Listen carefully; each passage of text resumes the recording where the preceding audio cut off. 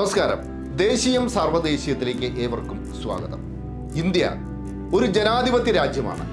ഇവിടെ ജനങ്ങളാണ് ജനപ്രതിനിധികളെ തിരഞ്ഞെടുത്ത് അയക്കുന്നത്. എന്നാൽ തന്നെ പ്രധാനമന്ത്രിയാക്കിയത് ദൈവമാണത്രേ. താൻ ദൈവത്തിന്റെ അവതാര പുരുഷനെന്ന് സ്വയം വിശേഷിപ്പിച്ചത് മറ്റാരുമല്ല, പ്രധാനമന്ത്രി നരേന്ദ്രമോദി തന്നെയാണ്.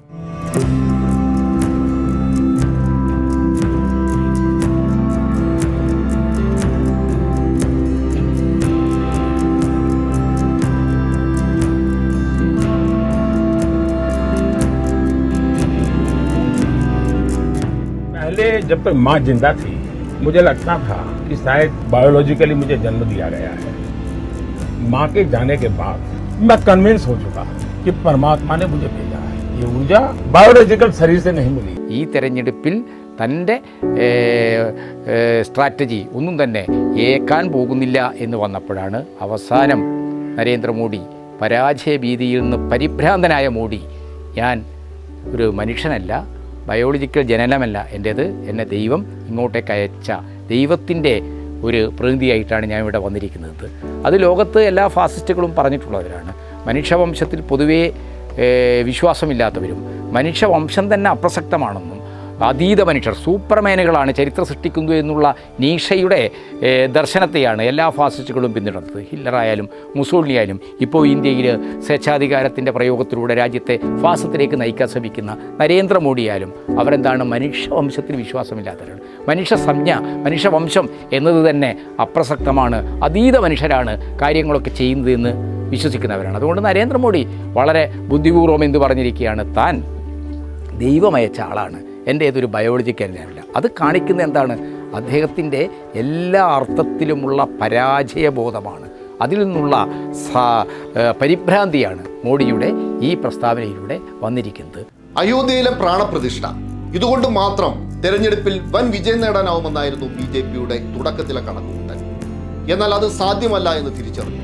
അങ്ങനെയാണ് മോദിയുടെ ഗ്യാരണ്ടി എന്ന മുദ്രാവാക്യവുമായി BJP പ്രചാരണം തുടങ്ങിയത്.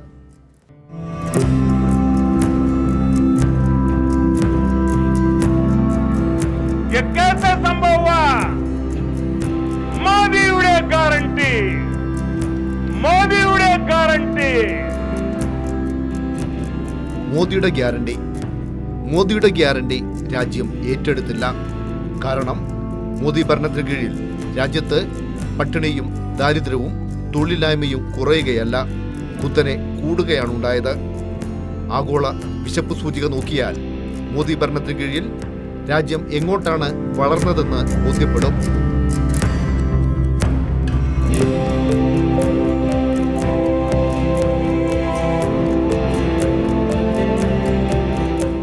आपके पास है മോദിയുടെ ഗ്യാരണ്ടി.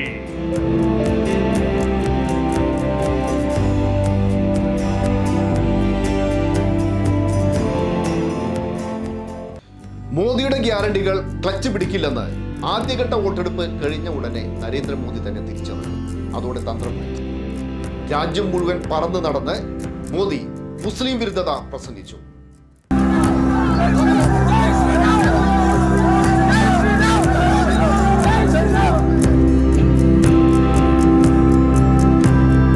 और पहले जब उनकी सरकार थी उन्होंने कहा था कि देश की संपत्ति पर पहला अधिकार मुसलमानों का है।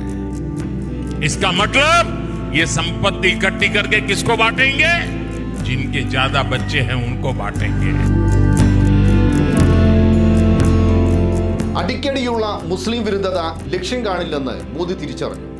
അതോടെ തന്ത്രം മാറ്റി. എല്ലാ ഫാസിസ്റ്റുകളുടെയും അവസാന തന്ത്രം കണ്ണീരാണ്.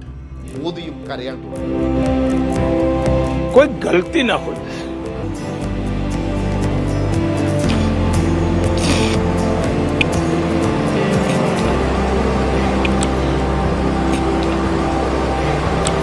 दूसरा, मेरे मन में भाव रहता है,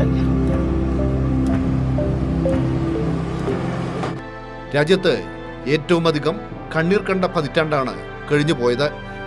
BJP ഡബിൾ എഞ്ചിൻ ഭരണം നടത്തുന്ന മണിപ്പൂരിലെ അമ്മമാരും സഹോദരിമാരും കുഞ്ഞുങ്ങളുമെല്ലാം ഇപ്പോഴും കരയുകയാണ്.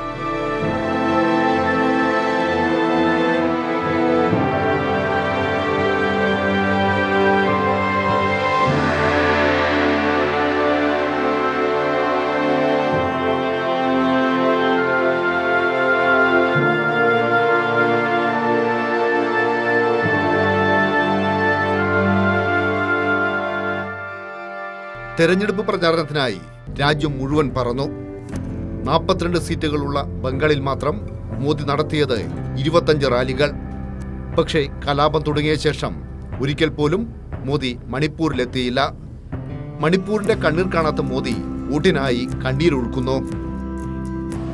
कोई गलती ना हो जाए।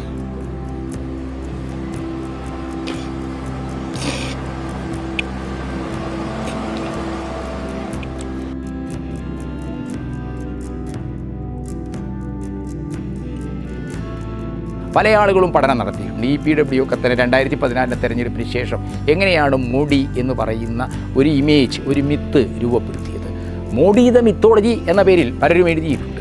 അതിലെന്താണ് മോഡി കോർപ്പറേറ്റുകൾ എന്താണ് ഏറ്റവും നരാധമനായ ഒരു മനുഷ്യനെ 2002 ഗുജറാത്ത് വംശഹത്യയിലൂടെ ന്യൂനപക്ഷങ്ങളുടെ ചോരക്കറ പുരണ്ട ഒരിക്കലും ആപ്രഹിക്കാത്ത പാവങ്ങൾ മനുഷ്യരാശിയോട് ചെയ്തിട്ടുള്ള ഈ നൂറ്റാണ്ടിലെ ഏറ്റവും ക്രൂരനായ ഒരു മനുഷ്യനെ മിസ്റ്റർ ഡെവലപ്മെൻറ്റായി, വികാസ് പുരുഷനായി ബിൽഡപ്പ് ചെയ്തെടുക്കുകയാണ് ഇന്ത്യൻ മാധ്യമങ്ങൾ ചെയ്തത്.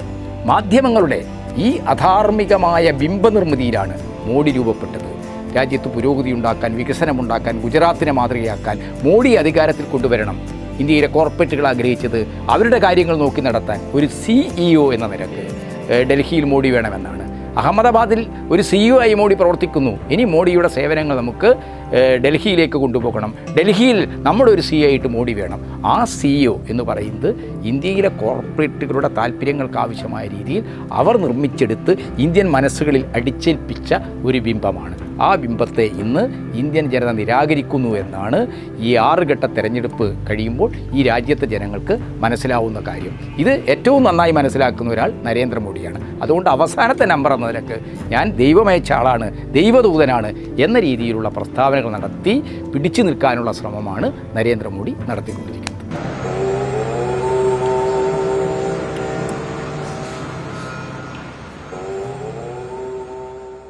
കണ്ണീരിന് പിന്നാലെ ധ്യാനം. 2019 മോദി ധ്യാനമിരുന്നത് കേദാർനാഥിലായിരുന്നു. ഇത്തവണ ഇങ്ങുതക്ക് കന്യാകുമാരിയിലെ വിവേകാനന്ദ പാറയിലെത്തി. വിവേകാനന്ദ പാറയിൽ ധ്യാനമിരുന്ന മോദി സ്വാമി വിവേകാനന്ദന്റെ മതേതര ദർശനങ്ങൾ വായിച്ചു നോക്കുന്നത് നന്നായിരിക്കും. 2019 അവസാനഘട്ട തെരഞ്ഞെടുപ്പിന് മുമ്പ് മോദി ധ്യാനമിരിക്കാനായി എത്തിയത് കേദാർനാഥിലായിരുന്നു.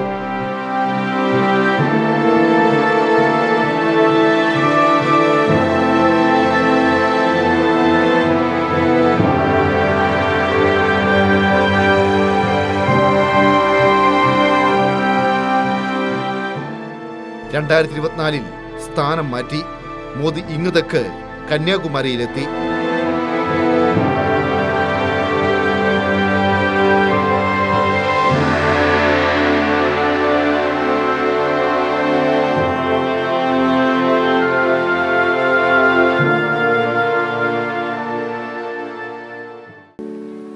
കഴിഞ്ഞ ഏതാനും വർഷങ്ങളിൽ ഇന്ത്യയിൽ സംഭവിച്ചുകൊണ്ടിരിക്കുന്ന മാറ്റങ്ങൾ, ശാസ്ത്ര കോൺഗ്രസ്സുകൾ. ഈ ശാസ്ത്ര കോൺഗ്രസ് എന്ന് പറയുന്നത് ഇന്ത്യക്ക് സ്വാതന്ത്ര്യം കിട്ടുന്നതിന് മുമ്പ് ആരംഭിച്ചതാണ് ശാസ്ത്ര കോൺഗ്രസ്. ഒരു ശാസ്ത്ര കോൺഗ്രസ്സിൽ അവതരിപ്പിക്കപ്പെട്ട പ്രബന്ധങ്ങളുടെ ഒരു പട്ടിക ഞാനൊന്ന് വെറുതെ ഒന്ന് പരിശോധിച്ചു നോക്കി. അത് കേവലപരമായിട്ട് ഏതെങ്കിലും രാഷ്ട്രീയ നേതാവോ മത നേതാവോ ആത്മീയ നേതാവോ നടത്തിയ പ്രസംഗമല്ല. ഇന്ത്യൻ ശാസ്ത്ര കോൺഗ്രസ്സിൽ അവതരിപ്പിച്ച പ്രബന്ധങ്ങളിൽ ചിലതാണ് ഞാൻ ഇവിടെ പരാമർശിക്കുന്നത്. ഒരു പ്രബന്ധം, ഈ ശാസ്ത്ര കോൺഗ്രസ് എന്നൊക്കെ പറയുമ്പോൾ CV രാമനെ പോലുള്ള മഹാരഥന്മാർ നയിച്ച ഒരു പ്രസ്ഥാനമാണ് ഈ ശാസ്ത്ര കോൺഗ്രസ്. ചരിത്രത്തിന്റെ ഭാഗമായിട്ടൊരു ഏടുണ്ട്.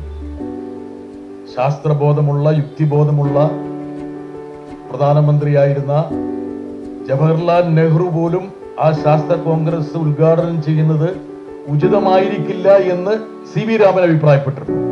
ശാസ്ത്ര രംഗത്തുള്ള തീർത്തും ശാസ്ത്രബോധം ഉൾക്കൊള്ളുന്ന ഒരു വ്യക്തിയായിരിക്കണം ഈ ശാസ്ത്ര കോൺഗ്രസിന് അലകം പിടിയും സമ്മാനിക്കേണ്ടതെന്ന് CV രാമൻ അഭിപ്രായപ്പെട്ടൊരു കാലമുണ്ടായിരുന്നു. ആ ശാസ്ത്ര കോൺഗ്രസിന്റെ പിന്തുടർച്ചയുടെ ഭാഗമായി അവതരിപ്പിക്കപ്പെട്ട പ്രബന്ധങ്ങൾ, ഒരു പ്രബന്ധം റൈറ്റ് സഹോദരന്മാര് വിമാനം കണ്ടുപിടിക്കുന്നതിന് 7000 വർഷം മുമ്പ് ഇന്ത്യയിൽ വിമാനങ്ങളുണ്ടായി. റൈറ്റ് സഹോദരന്മാര് വിമാനം കണ്ടുപിടിക്കുന്നതിന് 7000 വർഷം മുമ്പ് ഇന്ത്യയിൽ വിമാനങ്ങളുണ്ടായി. അതാണ് ഒരു പ്രബന്ധം.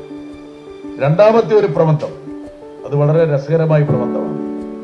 ഈ നാസയുടെ ഏതോ ഉപഗ്രഹ ചിത്രങ്ങളുടെ പട്ടികയിൽ ചൊവ്വയിൽ ഒരു ഹെൽമെറ്റിന്റെ രൂപം മറ്റേ കണ്ടിരുന്നു. ഒരു ഹെൽമെറ്റിന് സാദൃശ്യമായ രൂപം. ആ രൂപം എന്ന് പറയുന്നത് മഹാഭാരത യുദ്ധത്തിൽ ഏതോ രാജാവ് ഉപയോഗിച്ച ഹെൽമെറ്റ് തെറിച്ചു വീണുള്ളതായതാണ്. നിങ്ങൾ ചിരിക്കുകയാണ്. ഇത് ഇന്ത്യൻ ശാസ്ത്ര കോൺഗ്രസിൽ അവതരിപ്പിച്ച പ്രബന്ധത്തിന്റെ ഭാഗമാണ്. ഒരു ഹെൽമെറ്റിന് സമാനമായ ഒരു ദൃശ്യം എന്ന് പറയുന്നത് മഹാഭാരത യുദ്ധത്തിൽ ഏതോ രാജാവിന്റെ തലയിലിരുന്ന ഹെൽമെറ്റ് തെറിച്ചു വീണതാണ്. അതാണ് നാസയുടെ ചിത്രത്തിൽ തെളിഞ്ഞത്.